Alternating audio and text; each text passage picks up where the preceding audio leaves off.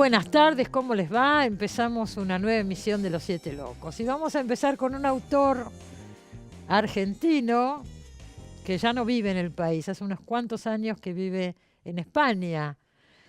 Nos visitó, ya se fue, así que la nota está grabada por su nueva novela. La novela se llama Todo por la Patria y ahí presentamos a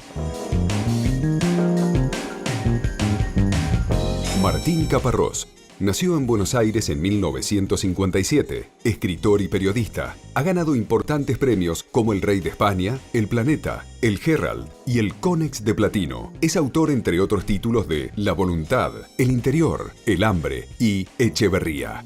Todo por la Patria es su última novela publicada. Bueno, Martín Caparrós.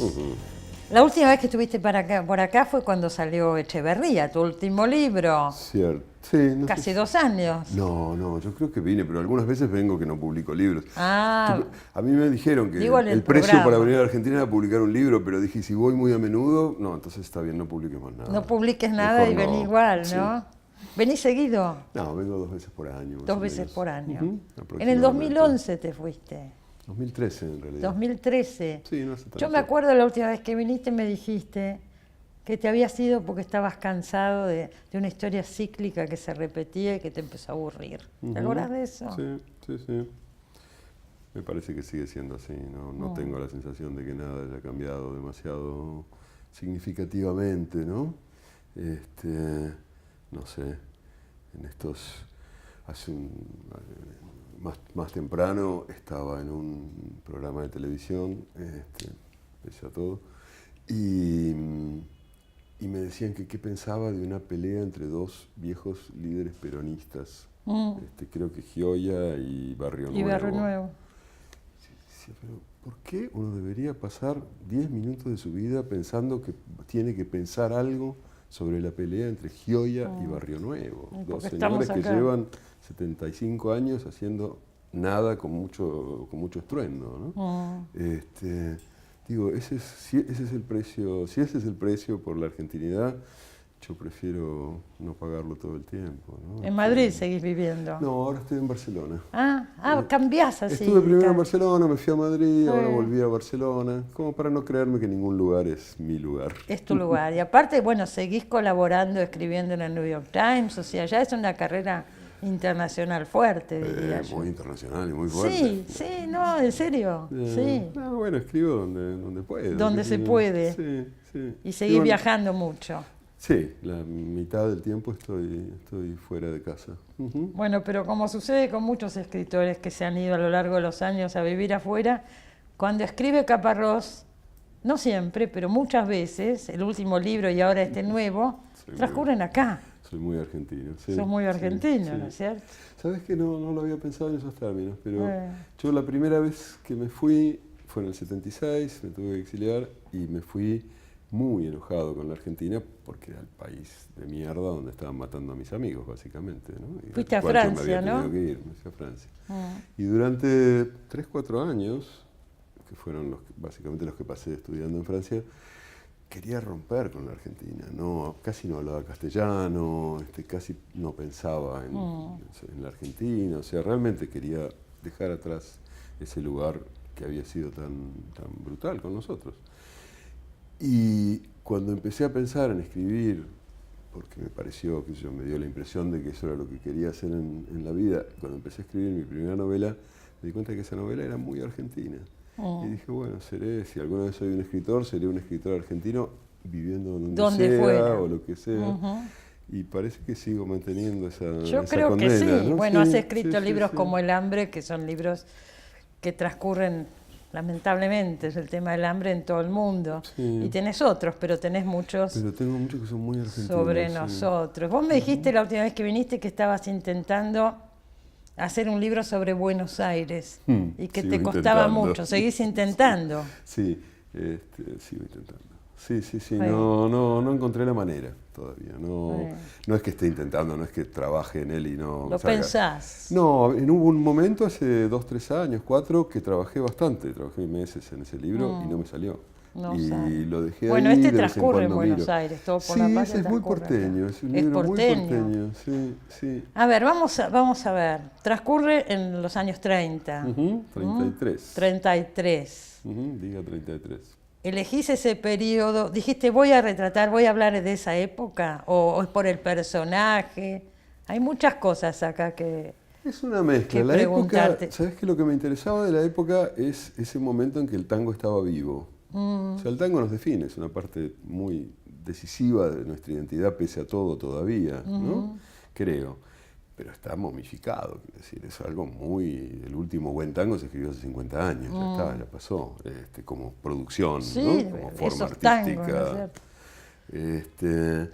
Pero siempre me intrigó esa época en que el tango sí era la forma contemporánea de expresión de aquel que quería rebelarse un poco, digamos, el joven inquieto, medio rebelde, que hace unos años habría sido rockero, que yo, en esa época era tanguero. Era tanguero, así es el protagonista de este libro. Vos Rivarola decís que si es eso, lo claro. contaras hoy sería un rockero este chico. Algo así, yo le dije hace poco a un chico joven, si fuera de ahora sería un rockero, y me dice, no, rockero es muy viejo. Claro, ya no son Sería un rockeros. trapero, me dijo. Yo dije, bueno, está bien, hace Trapero. trap. Bueno, puede ser, yo la verdad que desconozco, debo Hasta ahí no confesar llego. mi ignorancia. Bueno, pero este es un tanguero, ¿no? Claro, y entonces dije, bueno, yo quiero armar una historia en esa época, en que el tango estaba vivo y era el lugar de la contestación, de la crítica, Sí. ¿no? Y se me cruzó el año 33, casi por casualidad, por un titular que vi no sé dónde lo encontré, sobre este jugador de fútbol, Bernabé Ferreira, que fue el primer gran pase. Bernabé Ferreira. Bernabé Los Ferreira. futboleros sabrán de quién estamos hablando, porque yo nunca lo he oído nombrar, Bueno, pero parece que fue muy famoso. Fue el primer gran jugador y fue el primer gran pase del fútbol argentino. El fútbol argentino se hizo profesional en el año 31, en el 31 Boca ganó el campeonato y para cuando empezaba el 32, el presidente de River, que no quería que Boca siguiera ganando tan fácil, decidió comprar a un muchacho de Tigre, del Club Atlético Tigre, que parecía que era un goleador extraordinario. Y pagó lo que en ese momento era una fortuna por Bernabé Ferreira. De ahí le vino a River este mote de los millonarios, que siguió manteniendo Fue por durante esta compra, décadas. por esa este compra, jugador. porque parecía desmesurado. Pagaron yo creo que 35.000 pesos, que era como el equivalente a 10 coches Bueno, de la época. El otro día yo hacía la cuenta. ¿y cuánto será? Claro. Hace poco pagaron 222 millones de euros por un jugador. Son como que 5.000 coches, no 10 coches. Bueno, pero vos o decís más. que ahí empezó el fútbol negocio. Ahí, sí, ya venía, porque antes eran amateur, pero eran un amateurismo muy discutible, lo que llamaban el amateurismo marrón. Pero en ese momento se consagró, sí, se puede Claro. pagar una fortuna, aunque fuera una pequeña fortuna, por un Sí, jugador. sí, claro. Entonces este jugador se hizo famosísimo, les metía goles a todos. El diario Crítica instituyó una medalla de oro para el primer arquero que le aguantara un partido entero sin goles. Así era como un fenómeno. La gente iba a la cancha a verlo a él, etcétera, etcétera. Y después de sacar campeón a River en el 32, un día del verano siguiente, del verano del 33, enero, desapareció. Eso es real, eso pasó. Eso es cierto, sí. Desapareció, nadie sabía dónde estaba, y al cabo de unos días se supo que se había ido a su pueblo porque quería más plata. Pero bueno, la historia de la desaparición es la que me impulsó a decir, bueno, acá lo puedo meter a Rivarola, y a partir de ahí... Rivarola ver es el rockero, el tanguero. El tanguero, el protagonista, el chico cuya historia yo quería ir Ahora, siguiendo. yo nunca había leído un policial tuyo, no sé si hubo alguno. Publiqué uno. ¿Cómo Sí, se llamaba? Se llamaba El Tercer Cuerpo, salió ves, en no, el ese año no. 90. En el año 90. Sí, en el año Pero este es un 90. policial. Sí. Y aparece este personaje, Rivarola, Ujú. que aparentemente va a haber una saga con Rivarola, va a seguir otras historias. Vamos a ver, a mí me gusta el personaje y tengo Bueno. ganas de seguirlo. ¿Y te gustó? No escribí otra novela de él, pero me dan ganas, sí. Claro, no, eso leí por algún lado, que tenías Sí, idea alguno lo de- dijo, pero no estaba muy claro. Bueno, Pero estarás viendo. me gusta, porque al final es bastante probable que empiece a trabajar en el Diario Crítica. El Diario Crítica aparece bastante, la sección policial es de Bueno, yo crítica. quiero hablar un poquito de eso. Aparecen muchas cosas de la época. Ujú. El diario Crítica de Natalio Botana es una, pero yo podría nombrar, bueno, aparece Borges, los escritores del Grupo Sur, Ujú. Bioy, se nombra a Roberto Art. Ujú. Qué sé yo, si me pongo a pensar, aparecen muchísimos personajes Sí. se retrata la época, se describe muy bien Buenos Aires en ese momento. Vos que querés hacer un libro sobre Buenos Aires, se describe mucho. Era un momento de grandes cambios en la ciudad, ¿no? Sí, Estaban sí. haciendo la 9 de julio. Estaban haciendo la 9 de julio, estaban ensanchando Corrientes, que ahora están angostando, o sea, 80 años después dan marcha atrás a lo que hicieron entonces. Sí, bueno, suele suceder. Sí, en la famosa calecita, que digo yo, todo el tiempo dando vueltas. Y estaban haciendo el subte C por debajo de la 9 de julio y estaban levantando el obelisco. Claro. Entonces, imagínate en una Buenos Aires que todavía no tenía el obelisco. No tenía el obelisco. Y Digo, no hace los tanto. personajes, qué sé yo, se mueven por la ciudad y está muy descrito todo, todos estos movimientos y el estado de la ciudad. Sí. Es muy lindo eso. Sí, a mí me gustó poder así como meterme en esa ciudad que finalmente es la ciudad de mis abuelos, de algún modo, la ciudad a la que llegaron mis abuelos que eran inmigrantes. Claro. De hecho, la pensión donde vive Rivarola, en la calle Paraná, entre La Valle y Tucumán, el lugar que yo imaginé, y era ese lugar, es la casa de mis abuelos cuando yo era chico. Mis abuelos vivían mirá. en Paraná. Claro. Entre La Valle y Tucumán. Entonces, Bueno, puse hay la pensión muchos, ahí hay mismo, muchos ¿no? lugares, los bares de Buenos Aires, Sí, ¿no? sí. Está el Tortón y la Richmond, qué Sí, sé la yo. Richmond, Ahora no sí. me voy a acordar, pero se describen muchísimos Sí, lugares. también el Grill del Plaza. El Grill del me Plaza, parece, el ¿no? cementerio La Recoleta. Sí. Se habla de Sí. muchas cosas. Sí, yo tenía ganas de encontrar una buena, como un hilo, una excusa para hacer un paseo por esa ciudad, pero al mismo tiempo la historia es, digamos, está ahí, es lo que va a llevar Lo que todo va, el tiempo. parte ¿no? Pero, de este hecho de Bernabé Ferreira y de ahí, a partir de ahí se dispara una serie de cosas Sí, y es un policial. Sí, Hay una sí, muerte, sí, sí. en fin, tiene Hay todos una los muerta. elementos del policial. Los típicos personajes, hay una mujer, por ejemplo, que Raquel se llama, ¿no Raquel es se cierto? llama, sí, la colorada. Que el sí. protagonista está enamorado de Raquel y Raquel es como una mujer de avanzada Sí, en la época. sí, como una mujer. Y aparte amiga de Borges, así es como entra todo el grupo sur. Claro, ¿no? es que Raquel, bueno, es un personaje de ficción, pero lo que ahí se plantea es que es la sobrina de Manuel Gleiser, que era el gran editor de todos estos en esos años Claro, 20, 30. ¿no? claro. Entonces ella era como una chica que era como una especie de representante comercial de la editorial del tío, Así y eso es. hacía que estuviera en contacto, y como era bonita, más de uno quería Sí. llevársela al huerto, entre ellos Borges, que como siempre Llevársela al fracasaba. huerto, dijiste. Bueno, sí, eso dije. Es una vieja expresión. Entre ellos castiza. Borges, se habla de todo este asunto. Borges era muy enamoradizo, bueno, todas sí. estas historias, ¿no? Sí, sí.